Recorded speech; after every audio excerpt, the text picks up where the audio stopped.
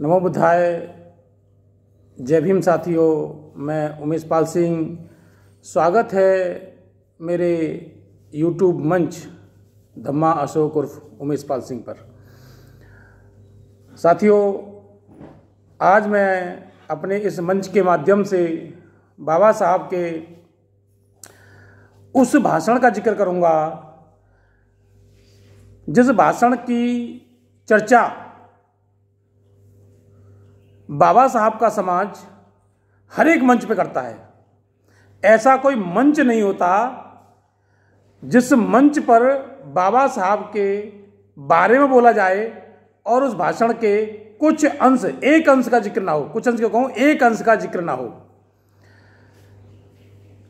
जी हाँ, मैं बात कर रहा हूं बाबा साहब के उस भाषण की जिसमें बाबा साहब ने कहा था कि मुझे पढ़े लिखे लोगों ने धोखा दिया। आखिर क्यों बाबा साहब ने ऐसा कहा और कहां बाबा साहब ने ऐसा कहा और वो भाषण क्या था, मैं आज उसका जिक्र करने जा रहा हूं। तो साथियों, ये भाषण दिया था बाबा साहब ने 18 मार्च 1956 को आगरा में। 18 मार्च 1956 को आगरा में बाबा साहब ने ये भाषण दिया और बाबा साहब ने इसमें जो इस भाषण को 7 भागों में विभाजित किया। 7 भागों में विभाजित किया इस भाषण को। उन्होंने समाज को ये बताया कि उन्होंने क्या क्या राजनीतिक अधिकार दिए पहले अपने पार्ट में। दूसरे पार्ट में बाबा साहब ने राजनेताओं के बारे में कहा, उनको संदेश दिया। तीसरे पार्ट में बाबा साहब ने जो है भिक्षुओं से कहा। चौथे पार्ट में बाबा साहब ने जो है अपने जो है भाषण में बाबा साहब ने धम्म के बारे में कहा। पांचवें अपने पार्ट में बाबा साहब ने शासकीय कर्मचारियों के लिए कहा।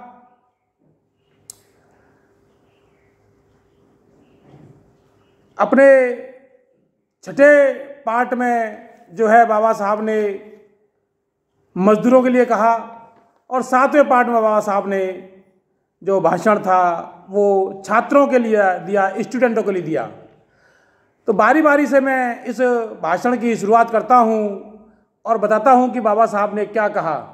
साथियों, बाबा साहब ने राजनीतिक अधिकारों के बारे में कहा कि बहुत मुश्किल से, विकट परिस्थितियों से संघर्ष करके मैंने तुम्हारे लिए राजनीतिक अधिकार तैयार किए हैं और मैंने संसद और विधानसभा में सीटों का उचित स्थान तुम्हें दिलाया है। आज हम इन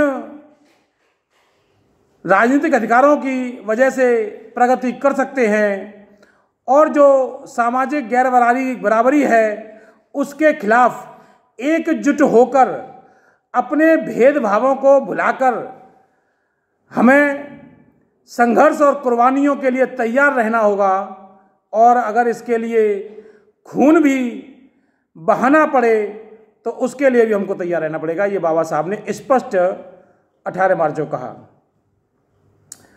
राजनेताओं के बारे में बाबा साहब ने कहा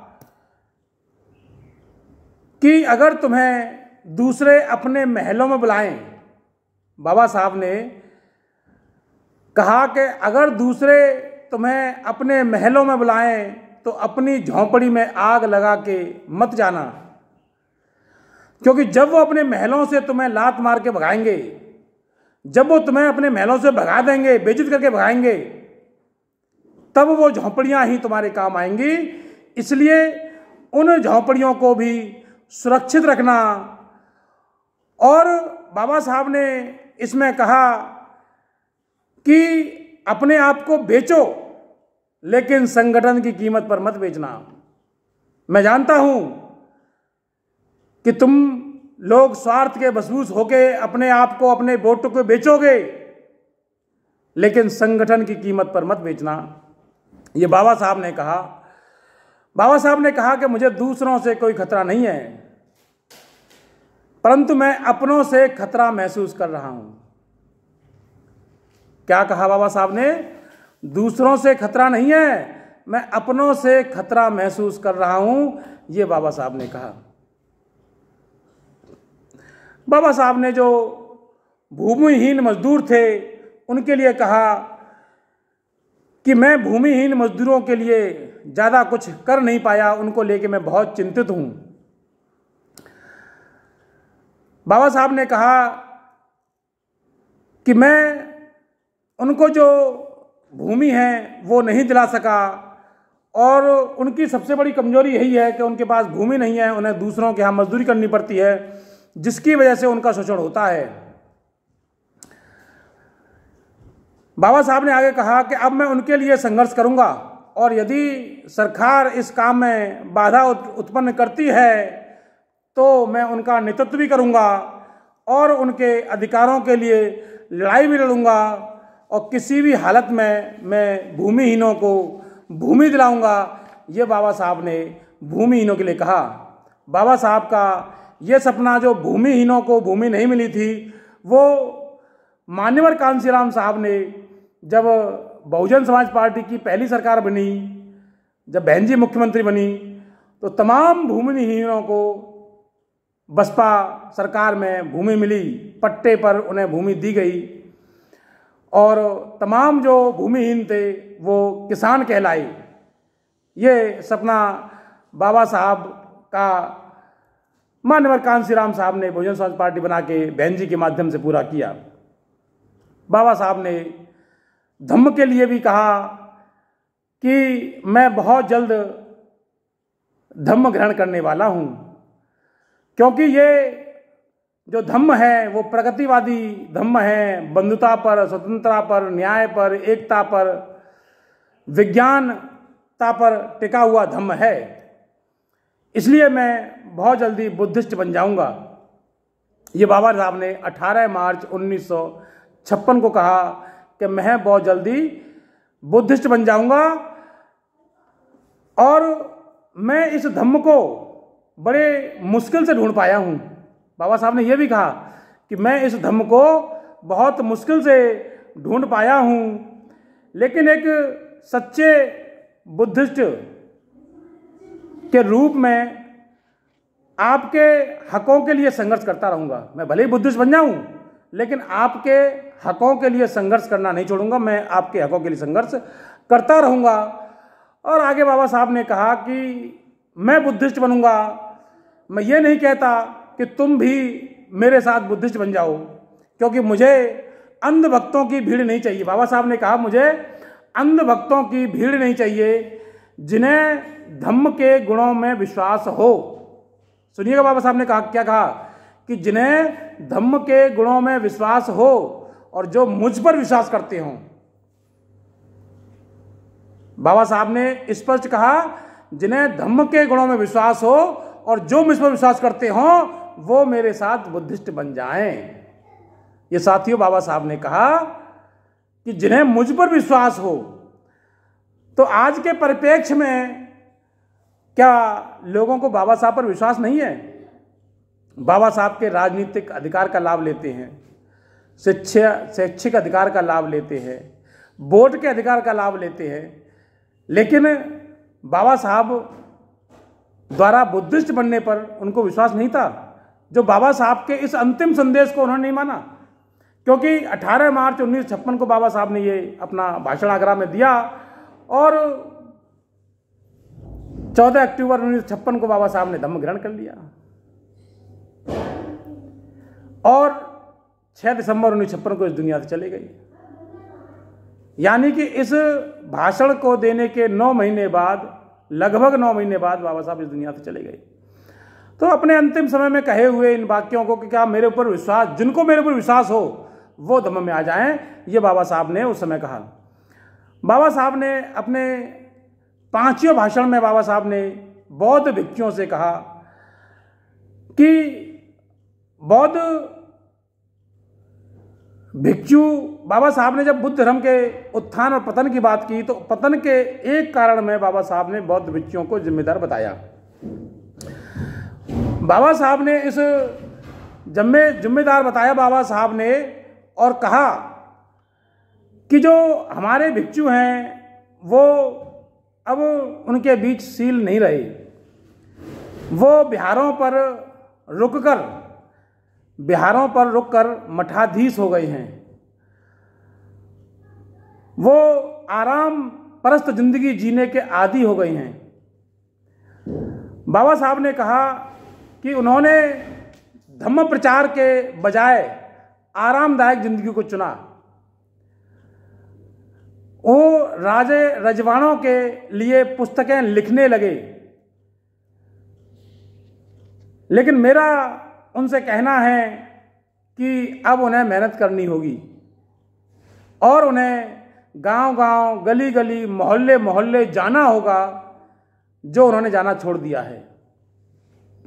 बाबा साहब ने इसमें एक और बात कही कि मुझे बौद्ध भिक्षुओं पर अब इतना विश्वास नहीं रहा है, इसलिए जो समाज में पढ़े लिखे बुद्धिस्ट गृहस्थ हैं, वो आम जनमानस हैं, वो जो है वो भी इस काम में अपनी सहभागिता दें।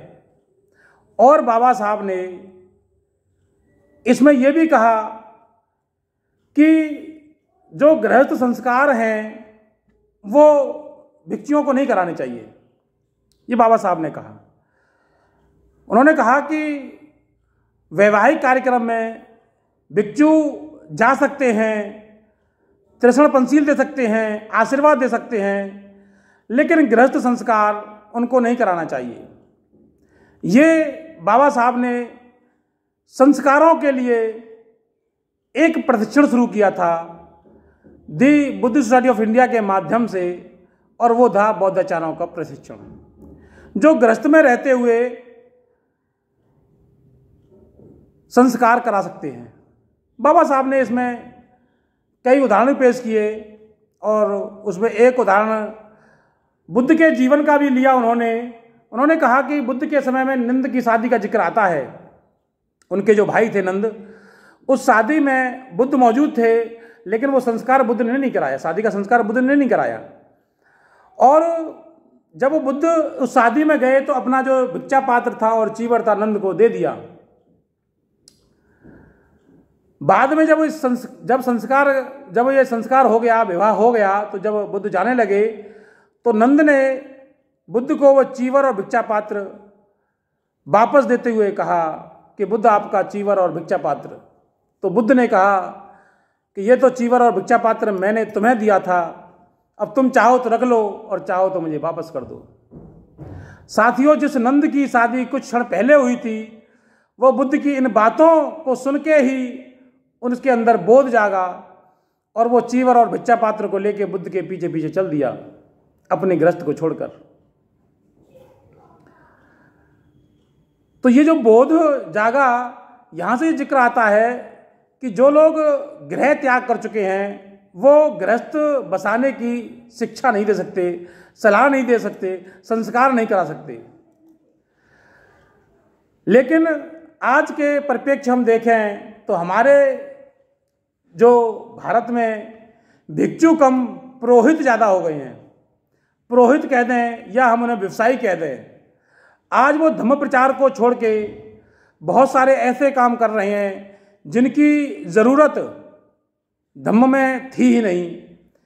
यानी कि वो अब लोगों की यात्रा करा रहे हैं, वो लोगों को विदेश यात्रा घुमा रहे हैं, वो जो है शादियां करा रहे हैं, बड़े बड़े मठ बनवा रहे हैं, बड़े बड़े विहार बनवा रहे हैं।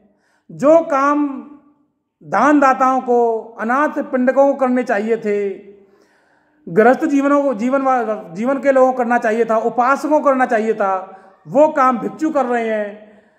और जो भिक्षुओं का मूल काम है उसे भिक्षु नहीं कर रहे हैं।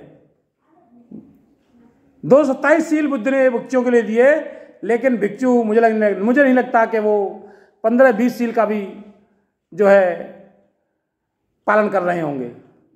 बुद्ध ने कहा कि भिक्षु को अपने लिए धन एकत्रित नहीं करना चाहिए। आज मैं देखता हूँ कि भिक्षुओं के खाते में लाखों रुपए पड़े हैं।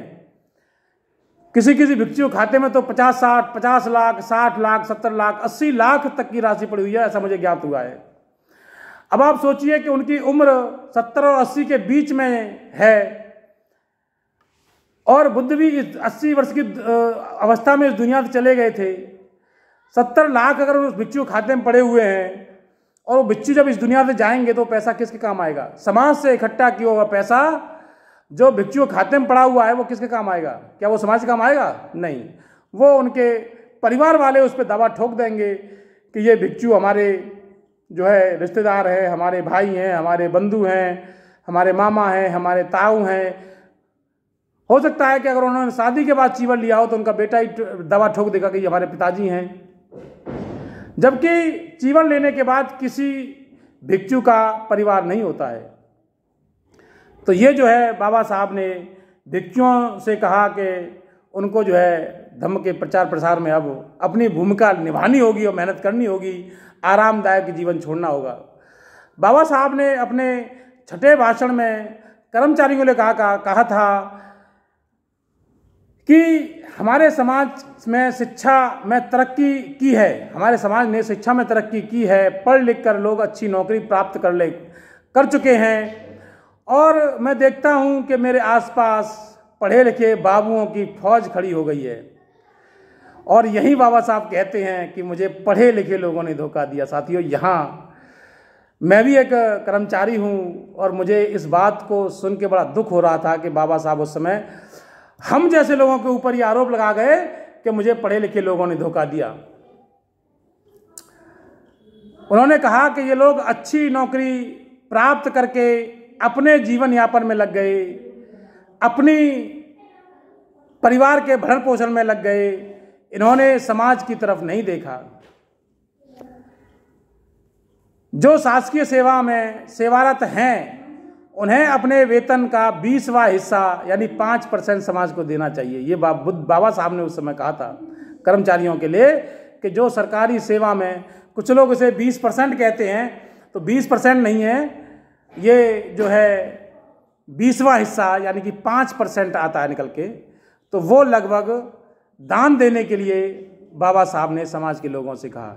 और अगर कर्मचारी इस 5% को दे दे, अगर कर्मचारी इस 5% को दे दे तो जो अधूरा सपना बाबा साहब का है, जैसे शिक्षा केंद्र खोलना, बिहार बनवाना, अंबेडकर पार्क बनवाना, पुस्तकालय बनवाना, ये सारे काम उस 5% की दान से हो सकते हैं। लेकिन कुछ कर्मचारी तो 5 या 10 देते हैं और कुछ कर्मचारी 0.1% नहीं देते, कुछ कर्मचारी 0.1% भी नहीं देते और कुछ कर्मचारी बहुत ज़्यादा दे देते हैं और कुछ कर्मचारी 0.1% भी नहीं देते। ये मेरा अपना आकलन है। तो ये बाबा साहब ने उन पढ़े लिखे लोगों के लिए कहा जिस भाषण को हर मंच पर दिया जाता है कि मुझे पढ़े लिखे लोगों ने धोखा दिया। ये भाषण बाबा साहब ने जो है, इस भाषण के बारे में जिक्र किया मैंने। और जो 7वां भाषण बाबा साहब ने छात्रों के लिए दिया, बाबा साहब ने कहा कि छात्रों से कहा कि अच्छी शिक्षा प्राप्त करो और कोई अपना काम करो। मतलब काम भी बाबा साहब ने छात्रों से स्पष्ट कहा कि आप जो है समाज के अन्याय में, शोषण में रोकने का काम भी करो और अपनी अच्छी शिक्षा प्राप्त करो। आपसे समाज को उत्थान की उम्मीद है, आपकी उन्नति ही समाज की उन्नति है, ऐसा बाबा साहब ने कहा। बाबा साहब ने यही कहा कि इस विशाल तंबू का मैं अकेला बंबू हूँ और मुझे दूर दूर तक कोई ऐसा दिखाई नहीं देता है जो इस तंबू को संभाल सके, क्योंकि अब मेरा स्वास्थ्य अच्छा नहीं है। बाबा साहब ने कहा मेरा स्वास्थ्य अब अच्छा नहीं है और कभी भी ये तंबू गिर सकता है, तो मैं इन लोगों में से, नवयुवकों में से ऐसे नवयुवक को नहीं ढूंढ पा रहा हूँ जो इन करोड़ों असहाय लोगों के हितों की रक्षा करे। यदि कोई नवयुवक इस जिम्मेदारी को लेने को तैयार हो तो मैं चैन से मर सकूंगा। बाबा साहब ने छात्रों से ये कहा कि मैं इस विशाल तंबू का अकेला बंबू हूँ, अब मैं अस्वस्थ हूँ और ये बंबू कभी भी गिर सकता है, लेकिन मुझे इस भीड़ में कोई ऐसा नवयुवक दिखाई नहीं दे रहा है जो इस तंबू को संभाल सके और करोड़ों असहाय लोगों की रक्षा की जिम्मेदारी अपने हाथों में ले सके। यदि कोई नवयुवक इस जिम्मेदारी को लेने के लिए तैयार हो तो मैं चैन से मर सकूंगा। ये बाबा साहब ने अपने उस 7वें और अंतिम पार्ट में, भाषण के 7वें और अंतिम पार्ट में कहा। हालांकि बाबा साहब के जीते जी ये इच्छा पूरी नहीं हुई। बाबा साहब 6 दिसंबर को मरे, 6 दिसंबर 1956 को, और 15 जनवरी 1956 को उस तंबू के बंबू के रक्षक का जन्म हुआ जिनका नाम बहन कुमारी मायावती था। हालांकि बहन जी से पहले वो जिम्मेदारी मान्यवर कांसीराम साहब ने बखूबी उठाई और उस तंबू को का अकेला बंबू बन के दिखाया और संघर्ष करके बाबा साहब के उस बात को पूरा किया कि जाओ अपने घरों की दीवार पर लिख दो कि हम इस देश के हुक्मरान हैं। बाबा साहब ने वो हुक्मरान बनने वाली जो बात थी वो पकड़ ली और बाबा साहब ने कहा इसी भाषण में कि मुझे पढ़े लिखे लोगों ने धोखा दिया, तो मान्यवर साहब ने कहा कि मैं इन्हीं पढ़े लिखे लोगों पर अपने प्रयोग करूंगा कि आखिर ये धोखा कैसे दे गए पढ़े लिखे लोग। और उन्हीं पढ़े लिखे लोगों को लेकर उन्होंने बामसेफ बनाई और बामसेफ के माध्यम से बीएसपी बनाई और इस देश के सबसे बड़े प्रदेश पर राज्य स्थापित करने का काम करके मान्यवर कांसीराम साहब इससे चले गए। तो साथियों, बाबा साहब का ये भाषण मैंने आपको इनके 7 पार्टों को बताया और सबसे बड़ी बात जो इसमें मैं कहना चाहूँगा कि विवाद बहुत होता है। भिक्षु भी इस बात पर बड़ा नाराज होते हैं कि उन्हें संस्कार नहीं कराने चाहिए और हमारे कुछ बुद्धिजीवी उपासक भी कहते हैं कि ये बौद्धाचार कहाँ से आ गए, ये बौद्धाचार किसने दिए। तो मैं यहाँ स्पष्ट उन्हें बता दूँ कि ये बौद्धाचार बाबा साहब ने दिए। ये बौद्धाचार का कॉन्सेप्ट बाबा साहब ने दिया। बाबा साहब ने जो प्रशिक्षण 24 प्रशिक्षण शुरू किए थे, उन्हीं प्रशिक्षणों में से एक प्रशिक्षण बौद्धाचारों का है और बौद्धाचारों का प्रशिक्षण बुद्धिस्ट सोसाइटी ऑफ इंडिया इसे बखूबी कराती है। इस प्रशिक्षण को कराने का उद्देश्य ये था कि भिक्षु अपना काम करें और जो गृहस्थ का काम है, जो संस्कारों का काम है, वो भिक्षु छोड़ दें, उस काम को ये ना करें, उस काम को बौद्धाचार करें। ये बाबा साहब ने उसमें और भी कई नियम बनाए थे, जैसे कि जब बौद्धाचार संस्कार कराने जाता है तो वहाँ पर एक सफ़ेद कपड़ा मिलता है, तो बाबा साहब ने कहा ये सफ़ेद कपड़ा आप 2.5 मीटर लिया कीजिए, 2.25 मीटर लो, जिससे कि एक शर्ट बन सके और उस कपड़े को आप समता सैनिक दल के जो सिपाही हैं उनको दान में दें, जिससे उनकी शर्ट बन सके या उनके पैंट बन सके, ऐसा दान आप उसमें मांगा करें। तो ये बाबा साहब का मैंने आपको भाषण 18 मार्च 1956 को दिया भाषण सुनाया। मुझे उम्मीद है कि आपको ये पसंद आएगा और आप समझेंगे कि बाबा साहब ने किसके लिए कहा कि बौद्धिस्ट बन जाओ। बाबा साहब ने कहा मेरे ऊपर विश्वास हो तो बौद्धिस्ट बन जाओ। मैं बाबा साहब का जब ये भाषण पढ़ा तो मैं समझ गया कि मुझे क्या करना है और मैं साथियों बौद्धिस्ट बन गया। हालांकि मैं रिकॉर्डेड बौद्धिस्ट नहीं हूँ, उसके लिए बड़ा संघर्ष करना पड़ेगा। सरकार बुद्धिस्ट प्रमाण पत्र नहीं जारी करना चाह रही है, इसलिए ये भाषण मैंने आपके सामने रखा। अगर आपको लगे कि ये भाषण अच्छा था और आपको सही जानकारी प्राप्त हुई है तो मेरे इस चैनल को सब्सक्राइब कीजिएगा। इस जो है आप वीडियो को आप लाइक कीजिए, शेयर कीजिए इसको और अधिक से अधिक लोगों को पहुंचाइए, जिससे बाबा साहब के इस भाषण को समझ सकें कि मुझे पढ़े लिखे लोगों ने धोखा दिया और ये बाबा साहब ने स्पष्ट रूप से पढ़े लिखे कर्मचारियों के लिए कहा था, ये बाबा साहब ने उन लोगों के लिए कहा था जिन लोगों को बाबा साहब ने विदेश पढ़ने के लिए सरकार से लड़ाई लड़के विदेश पढ़ने भेजा, अंग्रेजी सरकार से लड़ाई लड़के उनके लिए अधिकार प्राप्त किया कि जब मैं अकेला विदेश पढ़ के इतना काम कर सकता हूँ, तो अगर मैं 30-35 लोगों का एक बैच अगर विदेश पढ़ने भेज दूँ तो वो कितना सारा काम करेंगे। वो 30-35 लोग बाबा साहब के उस विचार पर खरे नहीं उतरे और वो अपने जीवन यापन में लग गए। बाबा साहब को इससे बड़ा धक्का लगा और फिर इसके बाद जो आरक्षण का लाभ लेके तमाम कर्मचारी और जो है सेवारत में आ गए, उन्होंने बाबा साहब का सहयोग नहीं किया। इन्हीं सब बातों को लेकर बाबा साहब ने कहा कि मुझे पढ़े लिखे लोगों ने धोखा दिया। साथियों, मैं अपनी वाणी को यहाँ विराम देता हूँ। आप सभी का कल्याण हो, आप सभी का मंगल हो, आप सभी सुखी रहें, आप सभी निरोगी रहें।